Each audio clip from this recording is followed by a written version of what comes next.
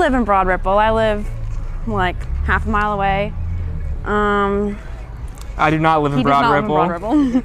No, I live in southern Indiana right now, but I'm moving up here in 2 months from now. Yep. And to live with her.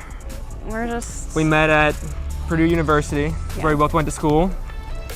Studied the same engineering. The same major. Yeah. We're both 23. Graduated May 2020. I mean, really, it wasn't that bad. Yeah, it was like sad at first, finding out like we're not going to have a ceremony or anything, and school year ended very abruptly. But I mean, we both started working in our careers pretty shortly after, so it's kind of like old news now. Yeah, we both like going out, so yeah, it was definitely a challenge to. Yeah, it was. When places started shutting down, especially your senior year, but yeah. We were in the same project group for a class our first semester of senior year, and that's how we met, just having to do projects together. Yeah, it was kind of interesting. Who's the better student? Oh boy, that's... Well, I would say I am. And I would say I am, but... Yeah. I don't know, we were both pretty good students, to be honest. Students, but yeah. I mean, for myself, I'm not really ready to just dive into anybody. Like, when I say that, I mean, I'm not just looking for anybody off the street, let me say that. Yeah.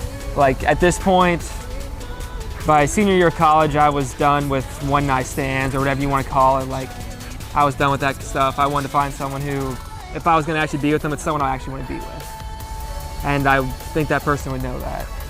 Yeah, I would say, yeah, you just kind of know, like, I felt like I knew what I wanted in a partner, and when you meet the person, you either have that feeling or you don't. And so just felt like I was at the point where I was ready to make the next step with someone else, and you just know.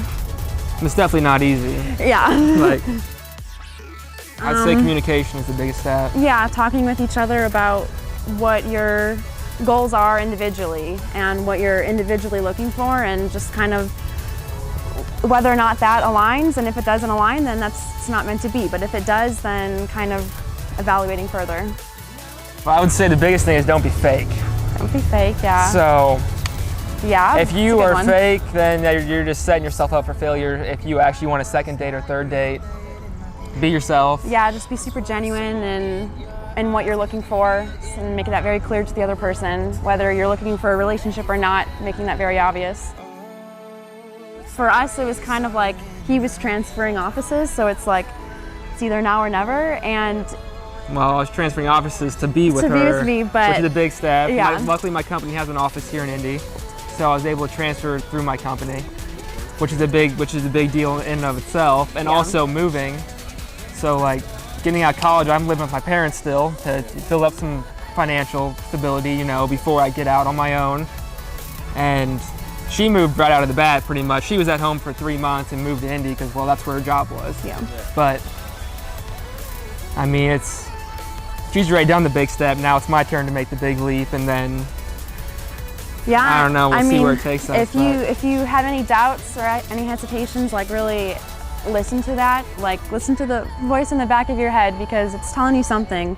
But if you don't have any of that, then probably means that you are ready for the next step. And I mean, you're gonna have that voice no matter what if you're trying to take a big leap. But sometimes you only live once. Sometimes you gotta take that leap and you gotta try it. You never get the chance again. Maybe you don't know. I mean, as far as like relationship advice, maybe you find someone that you mesh well with that has similar goals and aspirations as you, and you like the love stories in movies.